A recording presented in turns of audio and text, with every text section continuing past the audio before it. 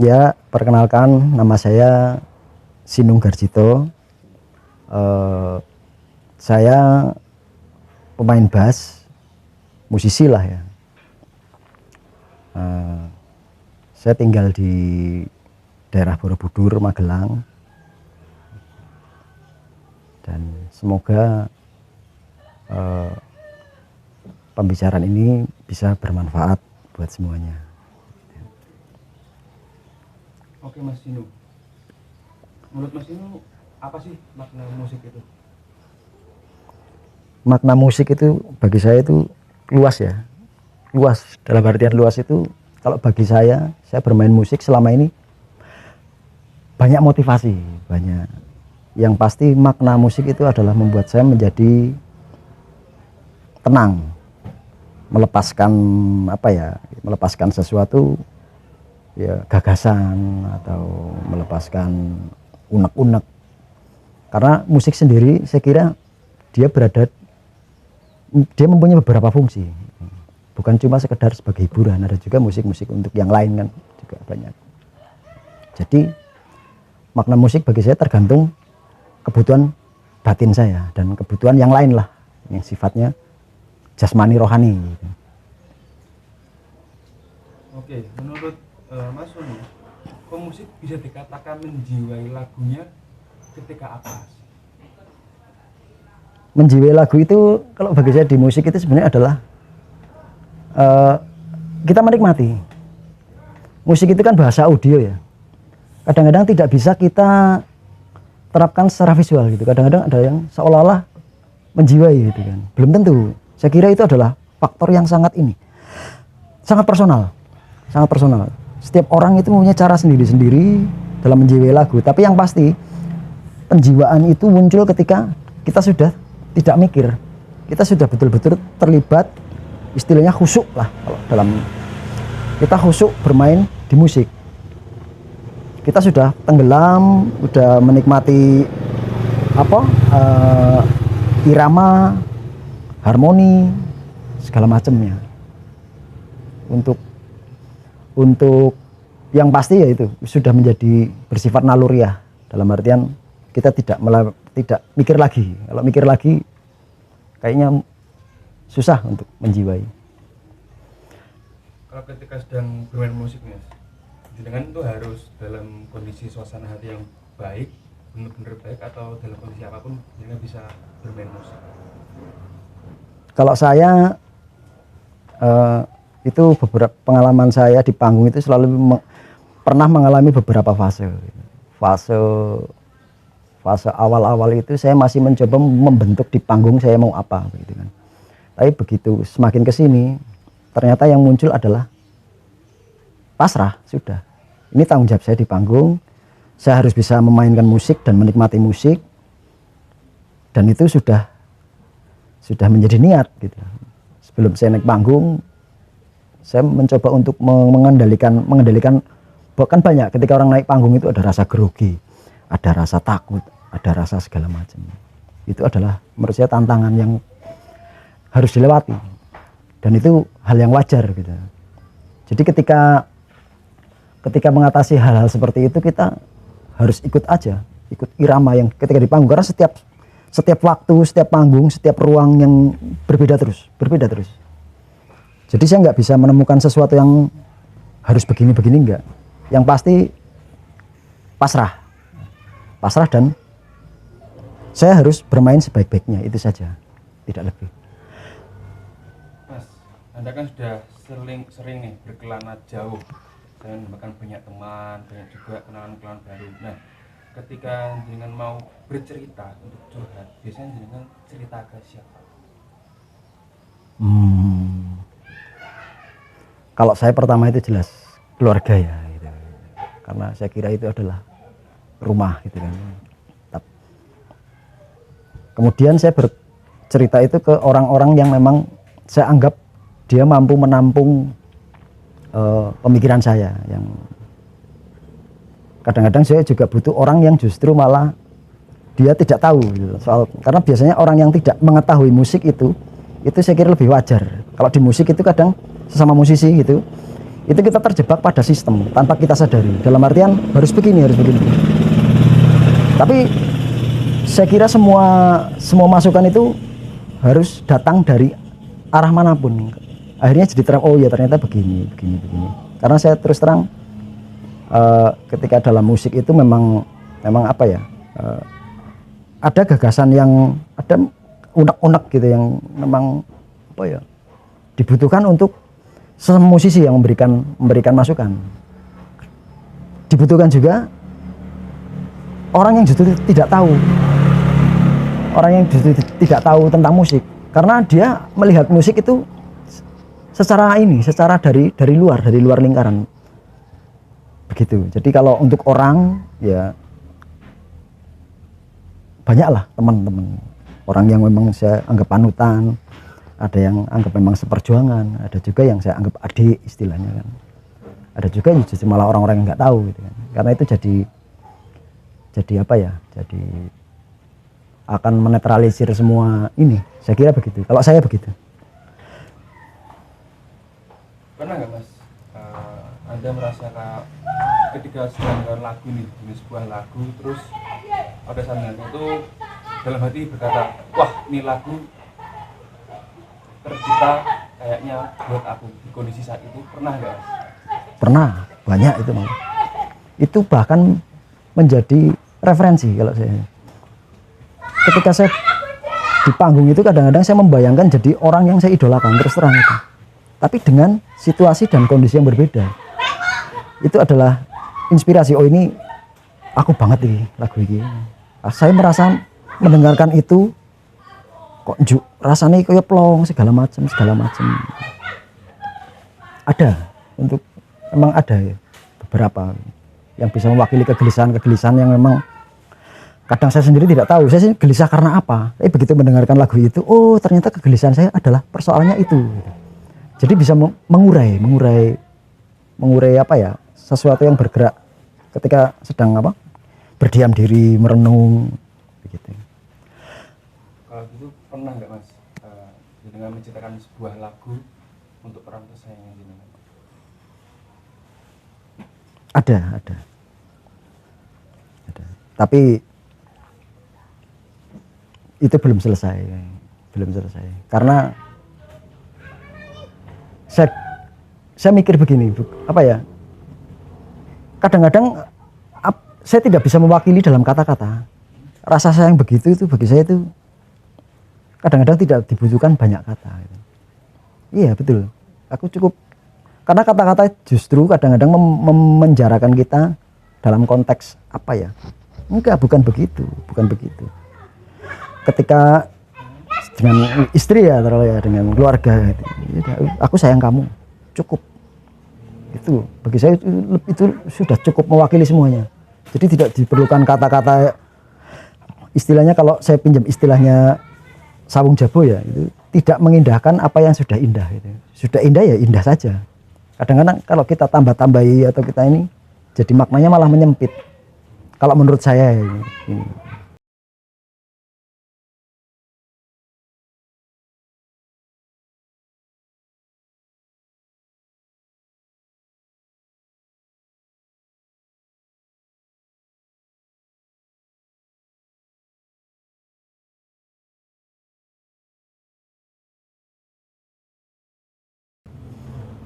Saya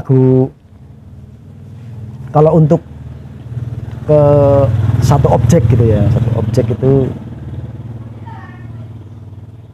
apa ya, saya kira banyak lah, dan saya nggak mau menyebut ya, tapi kalau saya lebih suka berbicara secara universal. Ada satu lagu, terus terang bukan karena saya ikut Sawung Jabo, atau ada satu lagu yang menurut saya betul-betul sangat menyentuh, itu jadi pemicu. Judulnya itu memang lagu itu nggak pernah keluar, jarang banget. Ada suara tanpa bentuk, judulnya itu gila. Menurut saya itu adalah lagu yang, karena menurut saya berkesenian gitu ya. Kesenian itu kan juga kompleks ya. Ada yang musisi, ada juga yang seniman musik gitu kan. Itu mungkin secara kalau menurut saya penterjemahan saya, ada pekerja seni, ada seniman. Menurut saya sudah lain konteks, tujuan gitu. Jadi kalau memang lagu yang paling berkesan, ya itu ada satu lagu itu judulnya. Dia bukan lagu pop, tapi memang lagu itu lagu yang murni apa ya? Esensi lah kalau saya bilang. Cocok lah, saya cocok gitu. Nggak tahu kalau orang lain, saya tidak tahu. Mas Inu, Nggih. dalam keseharian jenengan, dalam kehidupan jenengan, musik itu berperannya pada masa apa, Mas? Apakah jenengan ketika sedang lagi down begitu, musik sebagai salah satu bentuk pelarian jenengan? Ya. Hampir di ini berperan sih ya. Dalam artian ketika kadang-kadang saya tidak mau mendengarkan musik. Betul. Kadang-kadang saya sangat membutuhkan musik.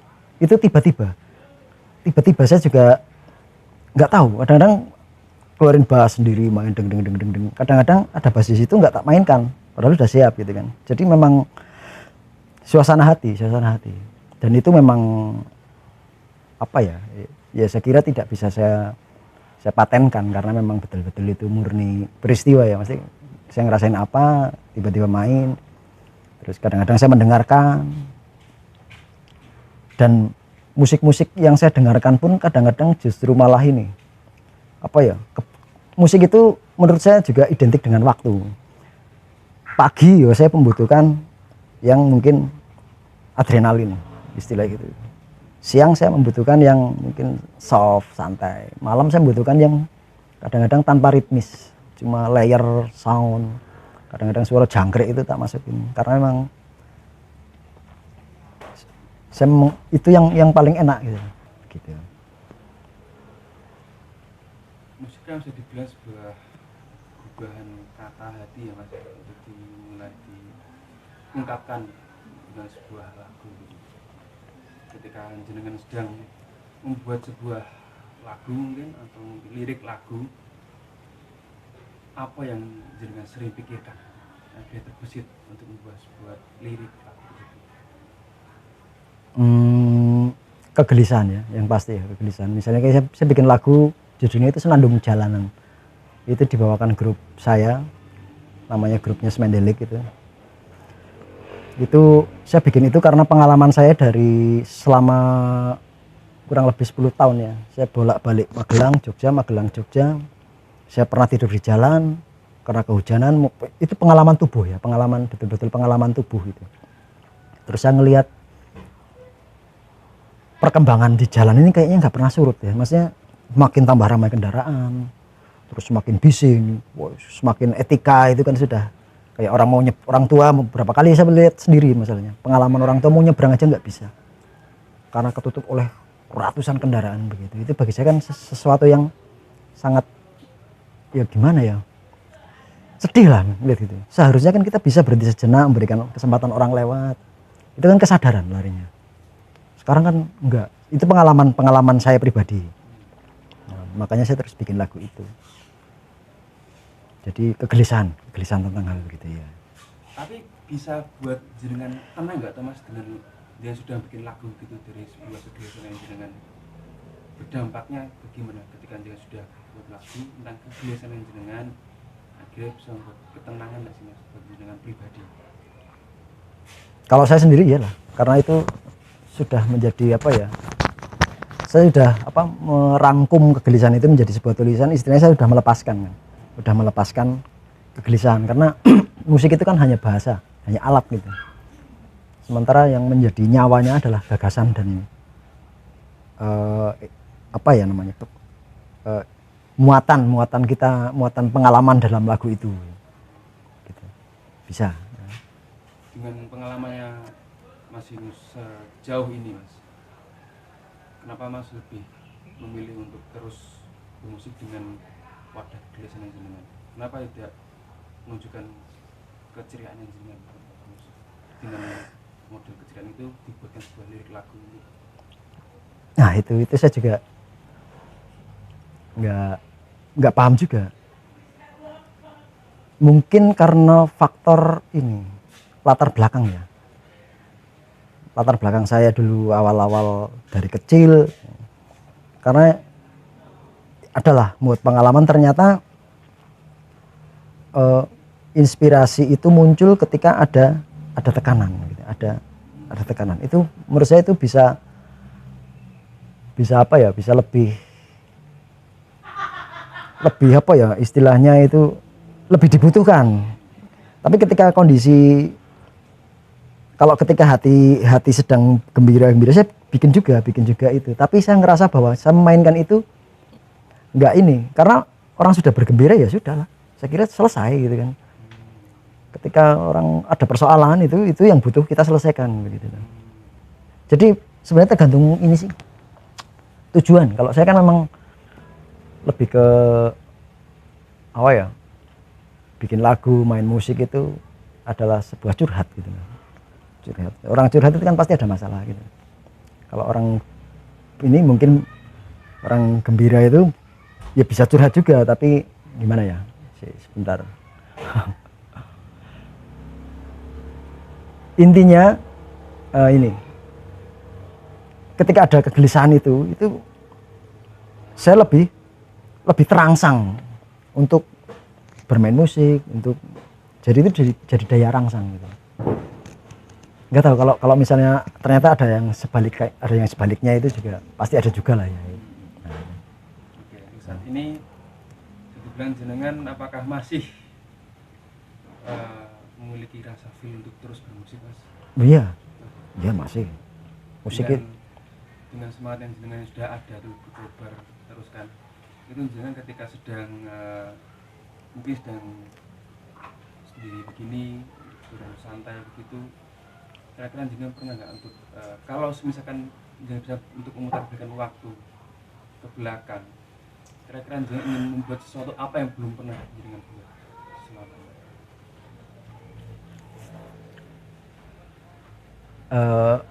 Bisa diulang poinnya? Jadi pokoknya ketika bisa memberikan waktu, punya kesempatan untuk kembali kepada masa lalu gitu, Mas, dengan punya suatu ide atau pikiran nggak untuk membuat sesuatu tapi sampai saat ini belum tercapai? Kalau saya apa ya, saya lebih ini ke musik apa ya, musik kita sendiri. Dalam artian begini, saya kan dulu kuliah di etnomusikologi ya, di situ belajar tentang musik etnis gitu. Kalau sekarang saya amati perkembangan musik itu kan memang sudah, dan itu realita ya. Kalau dulu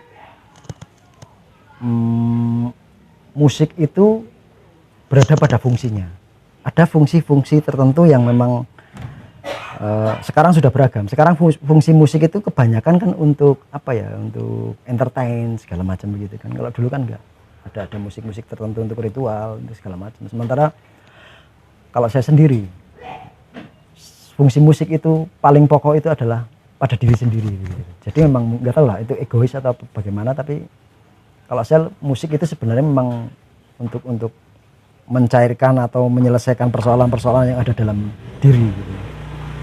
Jadi kalau misalnya saya bikin kembali ke masa lalu, ingin membuat itu adalah saya sekarang pengen menghidupkan lagi musik-musik kayak keroncong, kayak yang mungkin sekarang dianggap sudah jarang kan itu. Begitu. Dengan pengalamannya Mas Inu, terus rezeki juga dalam dunia musik kan, Mas. Kenapa memilih untuk banting setir pada masanya dari dunia musik, akhirnya Mas Inu membuka suatu usaha baru? Apa ya, di musik itu saya sudah tidak menemukan ini, soalnya menemukan apa ya, saya butuh influence baru gitu loh, yang bukan dari musik malah. Karena kayak misalnya sekarang saya jualan jualan serabi, jualan kopi segala macam, itu adalah saya menyerap inspirasi aslinya, dan itu terangkum. Yang saya butuhkan itu, karena kalau di musik itu sudah menjadi rutin yang mekanis kalau saya bilang. Maksudnya kalau tiap hari begini, main di sini, balik sini, ini. Itu saya sudah mentok di situ. Mungkin karena apa ya, karena sudah bertahun-tahun begitu, saya tidak menemukan kayak kosong gitu, kayak blank. Ini harus ada sesuatu yang baru, tantangan gitu. Saya butuh baru. Nah, saya kira musik itu kan hanya alat ya sebenarnya. Musik itu bagi saya itu satu bidang aja, profesi gitu loh. Enggak. Dan itu otomatis saya harus memperalat alat kan begitu kan. Jadi sampai sekarang saya pertahankan itu bukan berarti saya tidak bermain musik, bukan. Tapi memang itu sementara saya membutuhkan energi baru untuk di bidang musik. Saya tetap bermusik, tetap bermain, tetap gitu. Yang kondisi yang sekarang itu berarti dengan saya bilang perlu suatu pelarian baru gitu Mas ya, untuk tetap ada inspirasi. Iya. Nah, ketika dengan mencari inspirasi baru itu, ada nggak Mas ide baru untuk membuat musik dengan stylenya jenengan setelah jenengan punya inspirasi baru? Oh ada Mas itu Mas. Ada. Sekarang saya malah tertarik ini lebih kayak misalnya bukan cuma dalam musik, tapi musik dalam ruang gitu. Musik dalam ruang itu apa ya? Ini lumayan. Jadi musik itu menurut pencapaian atau kesimpulan saya sekarang ya, itu dia memang berhubungan dengan waktu. Waktu itu kan mungkin kalau yang kita tahu kan ada pagi, siang, malam, tengah malam gitu. Itu ternyata musik itu mempunyai pengaruh sampai ke situ, dan itu dia berada dalam sebuah ruang. Jadi sekarang bukan dalam konteks musiknya itu sendiri, tapi musik itu di dalam ruangan yang melingkupinya. Itu yang menarik kalau sekarang. Pengalaman saya selama jualan kan itu tadi. Coba di sini ada musik dengan volume segini, dengan karakter musik yang seperti apa gitu kan. Karena musik itu kalau kita bedah sangat kompleks. Setiap instrumen itu kan, ini sedikit melebar ya. Setiap instrumen menurut saya kan dia punya kayak misalnya bahan kulit, kayak kendang, kayak djembe. Itu dia mempunyai bahasa yang lain. Ketika dari unsur logam gitu kan. Misalnya mungkin kayak gitar, bass itu kan dari logam. Itu dia juga mempunyai warna yang berbeda, dan dia akan memberikan efek atau reaksi yang berbeda pada orang yang mendengar. Itu dia tetap tidak bisa lepas dari ruang yang melingkupinya. Makanya yang menarik bagi saya itu adalah mengolah ruang. Jadi musik itu bukan cuma musik, tapi musik itu memang kita mencoba untuk meruangkan musik dan memusikkan ruang. Misalnya ada, kalau saya ini gagasan ya baru dan itu saya dapatkan ketika saya jualan kopi. Oh gini jajal ngopi keroncongan gimana ya, itu hanya ide-ide aja sih, belum tahu mungkin suatu saat ada bertumbuh yang lain. Pokoknya memaksimalkan indera, kalau saya lebih ke itu. Kita kan punya mata, punya telinga, punya panca indera lah, itu harus kita olah semua, karena menurut saya itu satu kesatuan gitu. Apakah sekarang dengan lingkup yang baru ini dengan melakukan sebuah ketenangan baru Mas? Iya. Ketenangan apa sih Mas yang dengan perlukan? Yang diperlukan ya. Yang diperlukan adalah saya bisa ini. Apa ya? Bisa sewajarnya saja lah. Dalam artian tidak terjebak pada bayangan-bayangan yang terlalu jauh, yang pasti sederhana. Sebenarnya itu. Oke, Mas Gunung. Iya. Dengan sebagai musisi yang sangat idealis. Iya, sangat idealis. Jadi sampai saat ini itu masih mempertahankan idealisme enggak? Dalam artian karena musik itu sebagai bahasa, sebagai bahasa lain dari musik, masih mempertahankan itu. Ya, kalau itu saya kira memang sudah, saya memilih untuk iya. Karena bagi saya idealis itu dibutuhkan sekali. Karena memang apa ya, kalau saya itu membutuhkan itu karena saya tidak mau ini, istilah bermusik itu hanya untuk sekedar mencari uang, untuk sekedar segala macam. Musik itu kalau bisa ikut berperan dalam apa ya, dalam masyarakat lah, minimal ya penyadaran lah, penyadaran ya. Jadi idealis kan saya kira lebih ke kita mempertahankan titik idealnya begini, musik itu idealnya begini, fungsi. Untuk bentuk musiknya nih. Terus untuk kegiatan bermusiknya Mas, bagaimana dengan menanggapi musisi-musisi sekarang yang notabene terlihat tidak ideal dalam artian karena musik itu sudah diindustrialisasikan? Anggapan jenengan gimana? Apakah it's totally fine atau seharusnya begini nih gitu dalam pandangan seorang seni? Kalau saya melihat yang berkembang sekarang itu sebenarnya ini, kalau saya sayang gitu. Karena ini efeknya akan jangka panjang Mas, akan jangka panjang karena itu akan terjadi proses penurunan karakter. Kita kembali lagi ke musik ya, musik itu menurut saya idealnya itu menjaga keseimbangan. Keseimbangan itu ada yang pasti ini ya. Kalau saya yang adalah soal budi pekerti, kritis tapi tidak apa ya, tidak ngawur. Kita punya dasar. Dasarnya apa ya? Dasarnya menurut saya adalah akar kita. Kalau saya itu yang saya pertahankan sebenarnya. Dan itu saya juga tidak mau muluk-muluk lah, enggak terlalu ini. Cukup orang yang terdekat dengan saya saja. Karena saya mampunya begitu. Oke. Sampai saat ini jenengan masih melakukan aktivitas bermusik? Masih. Masih bermusik.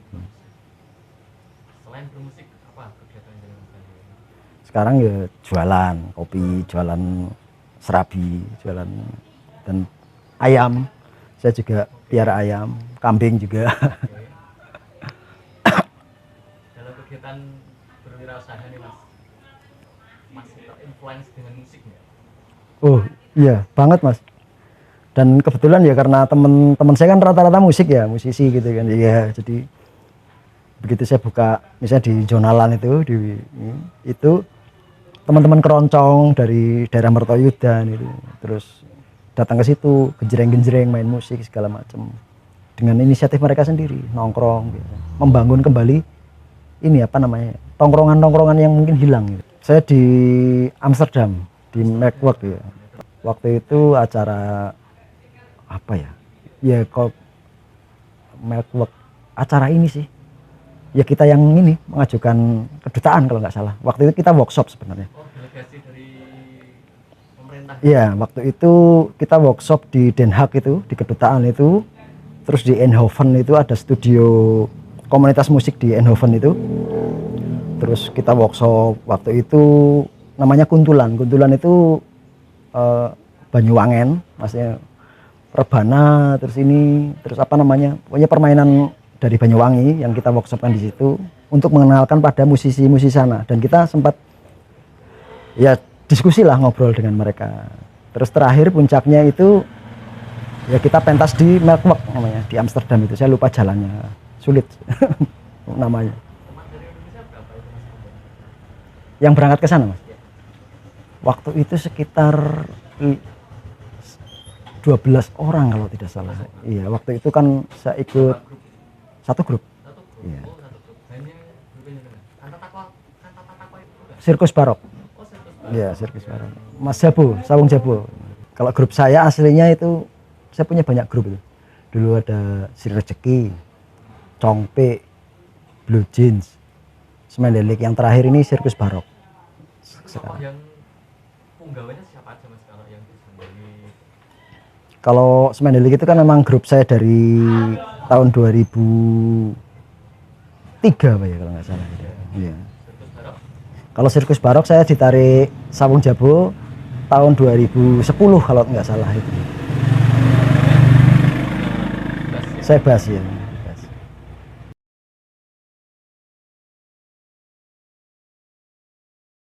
Ya, kalau saya yang menjadi daya rangsang itu adalah ketika saya berada di lingkungan yang baru, ketika orang yang tidak tahu gitu. Maksudnya orang yang belum tahu gitu.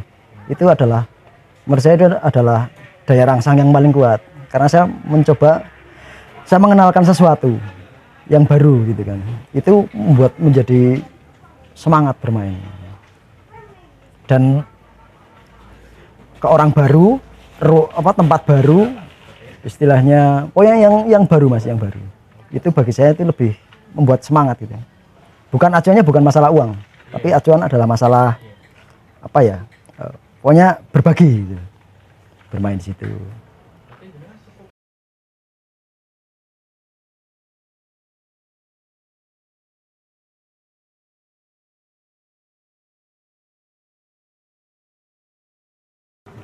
Kalau saya bentuk apresiasi itu adalah justru orang diem duduk gitu ya, di pojok gitu. Saya sering itu. Saya kan selama ini bermain musik di blues ya. Hampir ya 80% lah saya berada di musik blues itu kan. Blues itu kan musik yang apa ya, yang ekspresionis ya.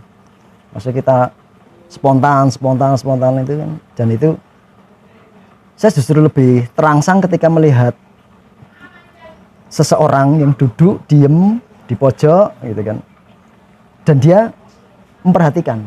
Kalau upload segala macam begitu itu saya nggak tahu ya, tapi ya tetap saya inilah tetap merasa bahwa itu adalah, tapi saya lebih yang menjadi daya rangsang gitu kan, itu adalah orang yang justru malah diem duduk gitu.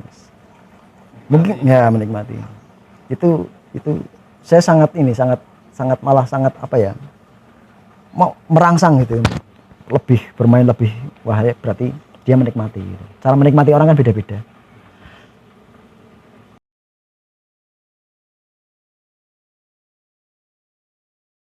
Oh kalau itu masih Mas, kita kan lanjut di WA di segala macam, tanya kabar bagaimana kabarnya. Itu kalau saya itu nggak menganggap fans ya, maksudnya itu teman sih kalau saya, betul.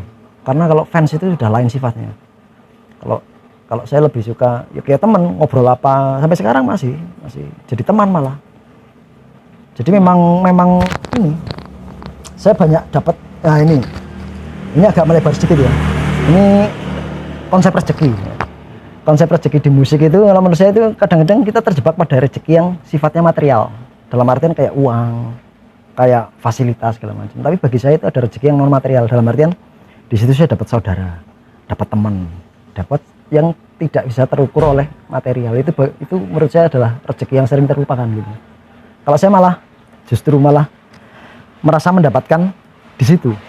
Itu yang menurut saya malah justru yang saya cari sebenarnya. Bukan tidak mau apa ya, bukan, tapi memang idealnya begitu.